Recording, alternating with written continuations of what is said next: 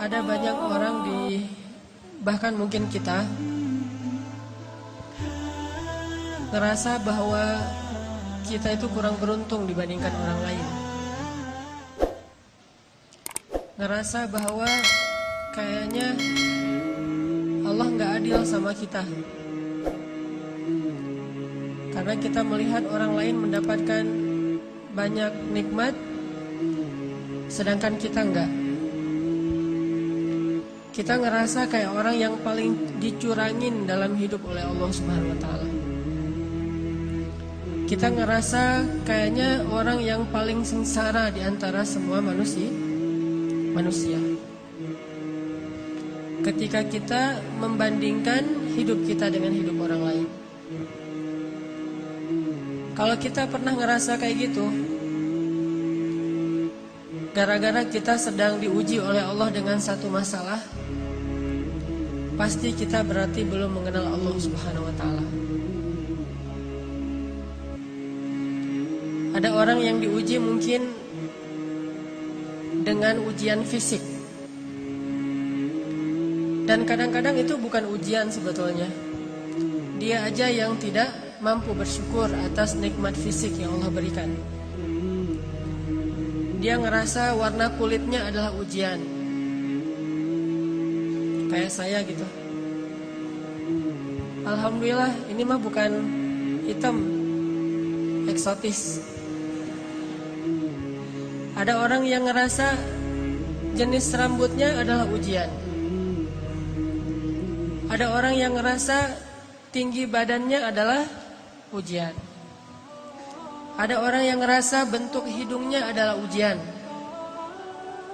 Ada orang yang ngerasa gemuk dan kurusnya adalah ujian.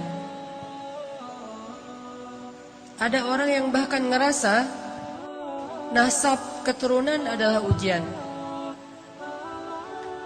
Sehingga bagi dia menjadi orang yang paling tidak beruntung karena diberikan fisik yang menurut dia tidak ideal. Ini pasti orang gak kenal Allah Subhanahu wa Ta'ala. Kalau dia kenal Allah Subhanahu wa Ta'ala, maka dia akan melihat sebaliknya. Kalau dia kenal Allah Subhanahu wa Ta'ala, alih-alih dia mengeluhkan nikmat, justru dia makin bersyukur kepada Allah. Ada juga orang yang merasa dirinya paling menderita karena melihat dirinya orang yang paling tidak beruntung dalam urusan harta. Dia menilai orang lain lebih beruntung karena gajinya lebih besar, karena diberikan nafkah oleh suaminya lebih banyak, karena kendaraannya lebih baik, karena rumahnya lebih luas, karena tempat kerjanya itu lebih bergengsi, karena titel dan gelar-gelarnya itu lebih tinggi, sehingga dia merasa karena hartanya terbatas menjadi orang yang paling sengsara di muka bumi. Ini juga orang yang gak kenal sama Allah. Atau ada juga yang ngerasa dirinya tuh paling menderita karena masih jomblo. Dia cemburu kepada temannya yang nikah. Bahkan dia cemburu kepada temannya yang baru putus. Lo masih mending ngerasain gimana putus. Dah gua jadi juga gak pernah katanya. Jadian juga gak pernah, apalagi putus. Ada banyak banget hal yang dikeluhkan oleh manusia untuk dia ngerasa pantas menyebut dirinya itu sebagai orang yang paling sengsara. Ada banyak hal yang dianggap oleh manusia itu pantas dikeluhin kepada Allah Subhanahu wa taala karena memang dia ngerasa dicurangin oleh Allah Subhanahu wa taala. Abu Ubaidah bin Jarrah kekuasaan sebagai gubernur di Syam, Suriah.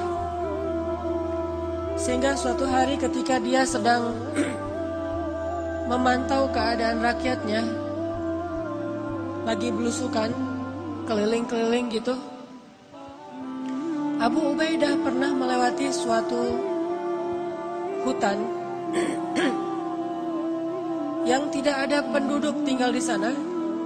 Tiba-tiba Abu Ubaidah bin Jarrah menemukan sebuah gubuk kecil di tengah hutan. Ini lagi lewat nih bersama pasukannya, kayak lagi ada ekspansi gitu. Tiba-tiba ngelihat tiba-tiba Abu Ubaidah melihat sebuah gubuk di tengah hutan. Terus karena penasaran, Abu Ubaidah pun mendekat ke gubuk itu. Dari luar gubuk, Abu Ubaidah mendengar suara laki-laki bertahmid kepada Allah. Dari luar kedengaran ada seorang laki-laki bertahmid kepada Allah. Dia berucap, Alhamdulillah, Alhamdulillah, Alhamdulillah, Alhamdulillah, Alhamdulillah, Alhamdulillah. Terus dia bertahmid, memuji-muji Allah SWT. Sehingga akhirnya Abu Ubaidah menjadi kepo. Mulailah Abu Ubaidah stalking, ngepoin, ini siapa nih yang punya akun? Kok postingannya itu positif terus gitu? Postingannya itu memuji-muji Allah. Allah maha baik, Allah baik banget, Allah luar biasa, Allah keren, Allah apa. Terus memuji-muji Allah Subhanahu wa ta'ala. Terus begitu. Sampai akhirnya Abu Ubaidah penasaran. Maka Abu Ubaidah pun memberi salam, minta izin supaya dibolehkan masuk ke dalam rumah. Assalamualaikum. Waalaikumsalam. Boleh saya masuk? Adkhul, kata Abu Ubaidah. Silakan, silakan. Akhirnya Abu Ubaidah pun masuk ke dalam rumah itu. Sementara prajurit-prajuritnya menunggu di luar. Ketika Abu Ubaidah masuk ke dalam rumah, Abu Ubaidah merasa heran karena dia melihat di dalam rumah itu hanya ada seorang kakek-kakek yang terbaring di atas tanah, gak punya kasur, bahkan gak punya tikar, gak punya bantal, benar-benar terbaring di atas tanah, dan rumahnya kosong, tidak ada perabotan apapun. Gak ada tempat tidur, gak ada lemari, gak ada dapur, ya satu ruangan gubuk itu aja. Dan dia melihat seorang kakek-kakek terbaring sedang memuji-muji Allah Subhanahu wa ta'ala. Ketika Abu Ubaidah mendekat kepada kakek ini, ternyata Abu Ubaidah baru ngeh kakek ini adalah seorang tunanetra, tidak bisa melihat. Lalu dia melihat kaki kakek ini dalam keadaan lumpuh, tidak bergerak. Usianya sudah sangat tua, matanya buta, tubuhnya lumpuh. Yang bergerak dari tubuhnya cuma bibir saja, sambil berucap, Alhamdulillah, Alhamdulillah, Alhamdulillah.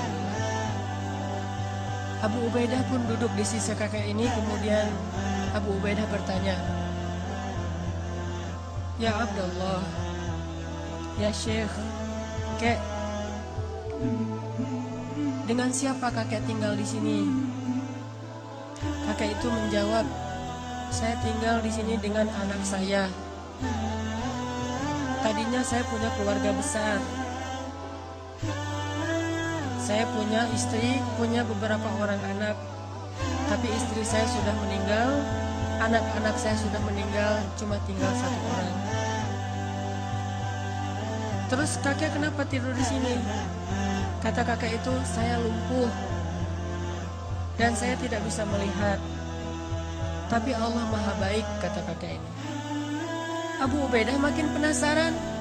orang miskin, sebatang kara, lumpuh, udah tua, nggak bisa ngelihat, nggak punya siapa-siapa kecuali anaknya satu-satunya. Abu Ubaidah bertanya, "Kek, saya dengar dari tadi kakek itu terus memuji Allah. Dari sejak saya di luar rumah, saya dengar kakek ini terus memuji Allah. Alhamdulillah, alhamdulillah, alhamdulillah. Tapi saya perhatikan, sepertinya kakek ini tidak punya kehidupan yang layak. Rumahnya gubuk, di dalam rumah nggak ada apa-apa, kakek sakit-sakitan, nggak punya keluarga. Saya penasaran apa yang kakek syukuri kepada Allah sehingga kakek tidak berhenti mengucapkan alhamdulillah. Perasaan nikmatnya kayak gini-gini aja nih. Terus apa yang kakek syukuri?" Kakek ini tersenyum. Kemudian kakek ini mengatakan, "Wahai Tuan, ada 2 nikmat yang diberikan Allah kepada saya, dan itu lebih saya cintai daripada dunia dan seisinya. Yang nikmat ini tidak diberikan kecuali kepada orang-orang yang Allah cintai saja. Ada 2 nikmat yang diberikan Allah kepada saya, yang nikmat ini khusus hanya diberikan oleh Allah kepada hamba-hamba yang Allah cintai. Dan 2 nikmat ini lebih saya sukai daripada dunia dan seisinya. Lebih saya sukai daripada keluarga, lebih saya sukai daripada harta, lebih saya sukai daripada jabatan, lebih saya sukai daripada kesehatan fisik. Karena 2 nikmat ini hanya Allah berikan kepada orang yang Allah cintai." Akhirnya Abu Ubaidah bertanya, "Ya Syekh, Kek, apa 2 nikmat yang Allah berikan kepada kakek yang tidak diberikan kepada sembarangan orang, hanya diberikan kepada orang-orang yang Allah cintai?" Kakek ini menjawab, 2 nikmat itu adalah qalban syakiran wa lisanan dzakiran. 2 nikmat yang diberikan Allah hanya kepada orang yang Allah cintai adalah nikmat hati yang selalu mampu bersyukur dan nikmat lisan yang selalu mampu berzikir. Makanya kakek ini mengatakan, saya mendapatkan 2 nikmat yang Allah tidak berikan kepada siapapun kecuali kepada kekasihnya, yaitu nikmat qalban syakiran. Saya selalu bersyukur, saya selalu merasa bahagia, saya selalu merasa cukup. Walisanan dzakiran, dan lisan saya dibimbing dengan hati yang bersyukur itu untuk selalu berzikir, memuji Allah Subhanahu wa ta'ala.